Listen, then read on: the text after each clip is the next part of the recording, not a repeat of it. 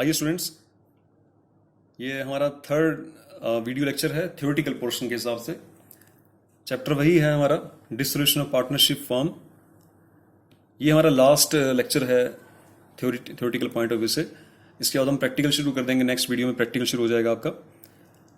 तो उसमें हम लोग डिस्ट्रीब्यूशन अकाउंट और partners loan account, partners capital account और last of all bank account बनाना सीखेंगे और पूरा का पूरा डिटेल सीखेंगे कैसे की फर्म डिस्ट्रीब्यूशन होती है। In the case of distribution कैसे फर्म के अकाउंट्स जो हैं वो ट्रीट होंगे। तो इसमें सीखते हैं हम लोग settlement of account on distribution section 48। तो कैसे सेटलमेंट होता है अकाउंट्स का। फर्स्ट ऑफ ऑल अमाउंट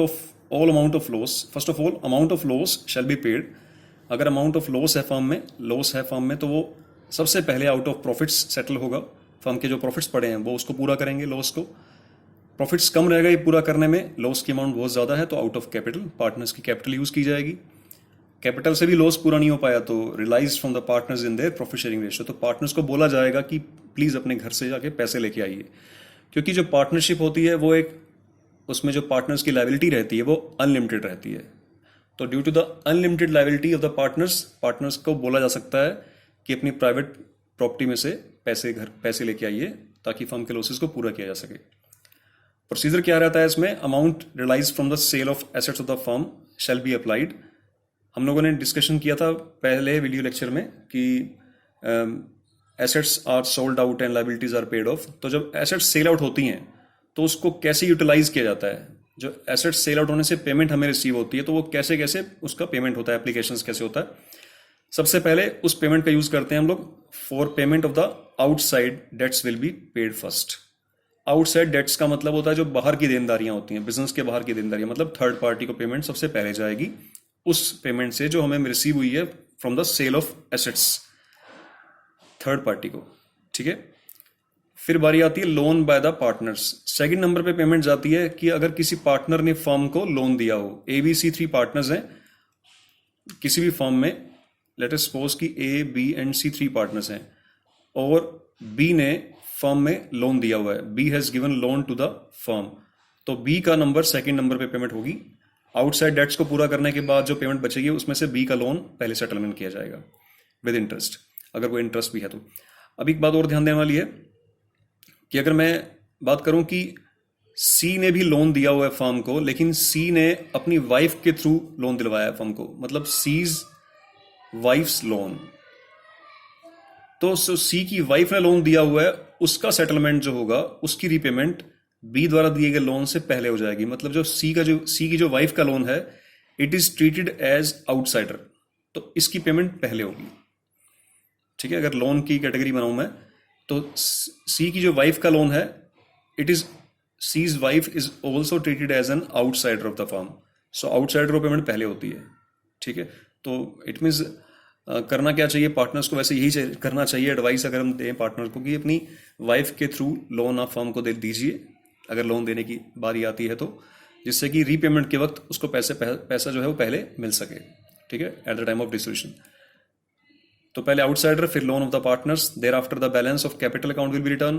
तो उसके बाद अगर पैसा बचता है तो कैपिटल अकाउंट के बैलेंस रिटर्न किए जाएंगे। उसके बाद भी अगर पैसा बच जाता है डिस्ट्रीब्यूशन के कारण तो then if any amount remain it divide among the partners in their profit sharing ratio. अगर फिर भी पैसा बच जाता है, मतलब आउटसाइडर पेमेंट भी हो गई, पार्टनर्स का लोन भी सेटलमेंट हो गया और इसके साथ साथ कैपिटल के बैलेंस है वो भी पेमेंट हो गए जो भी उनके बैलेंस बचते थे, तो बाकी पैसा अगर बच जाएगा तो वो कैसे डिस्ट्रीब्यूट होगा among the partners in their profit sharing ratio. ठीक है। अब एक लास्ट कंसेप्ट हम करेंगे, payment of firm's debt versus payment of private debts. Firm's debt क्या होते हैं और प्राइवेट डेट्स क्या होते हैं, इनको पहले समझ लीजिए। सेक्शन 49 है। फर्म्स डेट यानी कि फर्म की जो देनदारियां हैं, और प्राइवेट डेट का मतलब जो पार्टनर्स की पर्सनल डेट्स हैं, पर्सनल देनदारियां हैं मार्केट के अंदर। होता क्या है, सिस्टम क्या रहेगा इसमें। Amount realise from the sale of assets use होती है सबसे पहले टू पे ऑफ द फर्म डेट्स। सबसे पहले फर्म के डेट्स पेमेंट करने में उनका यूज होता है। कौन सी अमाउंट का यूज, जो अमाउंट फर्म की एसेट्स को सेल करने के बाद रिसीव हुई है उसका सबसे पहला यूज होगा फर्म के डेट्स की भरपाई में। उसके बाद अगर कोई पैसा बच जाता है, सारे फर्म के डेट्स पे होने के बाद पैसा बच गया, ठीक है।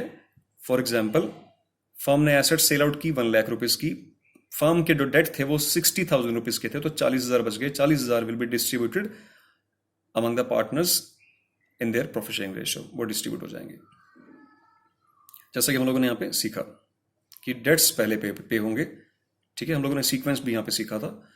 तो डेट्स पहले पे होंगे, डेट्स के अंदर आउटसाइड आ गए, लोन आ गए, उसके बाद पार्टनर्स के कैपिटल अकाउंट, फिर डिस्ट्रीब्यूट हो जाता है। तो मतलब एक सीक्वेंस के बारे में बताया गया यहाँ पे कि फर्म्स डेट का मतलब वो डेट्स हैं जो सिर्फ फर्म की देनदारियां मार्केट में ड्यूज हैं, जो फर्म के ड्यूज हैं वो पहले पे होंगे out of the amount realise from the sale of assets. उसके बाद जो पैसा बचेगा वो डिस्ट्रीब्यूट हो जाएगा पार्टनर्स में। अब बारी आती है प्राइवेट डेट्स क्या होते हैं, कई बार कंफ्यूजन रहती है इस पर। प्राइवेट डेट्स क्या होते हैं? प्राइवेट डेट्स मतलब पार्टनर्स के पर्सनल डेट्स, ठीक है। मान लीजिए बच्चे की स्कूल फीस देनी है, तो बच्चे की स्कूल फीस से बिजनेस का कोई कंसर्न नहीं है, लेकिन वो प्राइवेट डेट्स हैं, वो फर्म्स डेट नहीं है।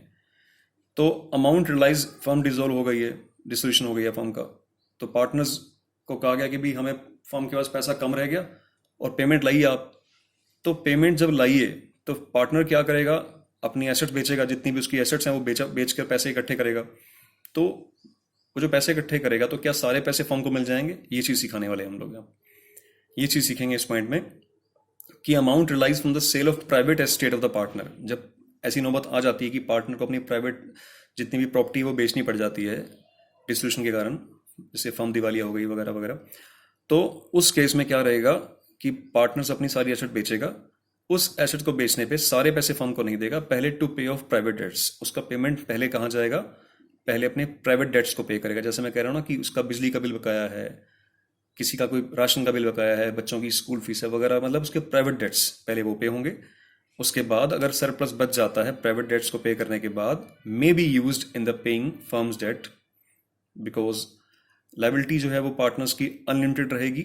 अनलिमिटेड के कारण जो फर्म है, उस केस में जब फर्म दिवालिया हो जाती है, फर्म अपने डेट्स का पेमेंट नहीं कर पा रही है, फर्म अपने डेट्स का पेमेंट, फर्म्स डेट का पेमेंट नहीं कर पा रही है out of the business property, तो उस केस में वो पार्टनर से पैसे मंगवा सकती है। तो पार्टनर से पैसे मंगवाती है तो पार्टनर्स पहले अपनी प्रॉपर्टी में जो पैसा मिला है उससे पहले प्राइवेट डेट पूरे करके फिर फर्म को पैसा देगा। ठीक है, ये टॉपिक था हमारा। अब जो नेक्स्ट लेक्चर करेंगे हम लोग, उसमें प्रैक्टिकल शुरू होगा और प्रैक्टिकल में हम लोग एक फुल फ्लेज क्वेश्चन करेंगे जिसमें रियलाइजेशन अकाउंट बनाना सीखेंगे। सबसे पहले रियलाइजेशन अकाउंट के बाद पार्टनर्स का लोन अकाउंट, फिर पार्टनर्स कैपिटल अकाउंट को सेटलमेंट करना सीखेंगे, और लास्ट ऑफ ऑल एक बैंक अकाउंट बनाएंगे जिससे कि क्वेश्चन ऑटो चेक हो जाता है कि क्वेश्चन सही है या गलत है। तो ये बहुत इंटरेस्टिंग है और बहुत सिंपल चैप्टर है, आपको इजीली समझ आएगा। बने रहिए मेरे साथ। Thank you very much.